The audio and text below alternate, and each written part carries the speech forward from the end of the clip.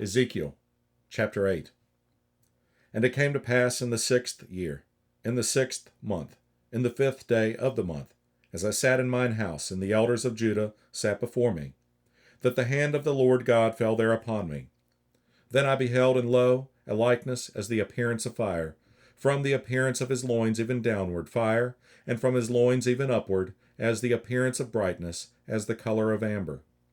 And he put forth the form of an hand, and took me by a lock of mine head, and the Spirit lifted me up between the earth and the heaven, and brought me in the visions of God to Jerusalem, to the door of the inner gate that looketh toward the north, where was the seat of the image of jealousy, which provoketh to jealousy.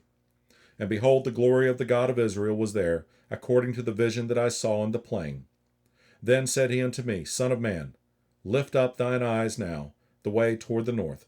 So I lifted up mine eyes the way toward the north, and behold, northward at the gate of the altar this image of jealousy in the entry. He said furthermore unto me, Son of man, seest thou what they do? Even the great abominations that the house of Israel committeth here, that I should go far off from my sanctuary? But turn thee yet again, and thou shalt see greater abominations. And he brought me to the door of the court, and when I looked, behold, a hole in the wall. Then said he unto me, Son of man, dig now in the wall. And when I had digged in the wall, behold a door. And he said unto me, Go in, and behold the wicked abominations that they do here.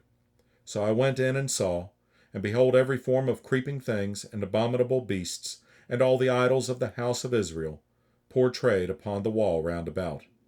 And there stood before them 70 men of the ancients of the house of Israel, and in the midst of them stood Jezaniah, the son of Shaphan, with every man his censer in his hand, and a thick cloud of incense went up.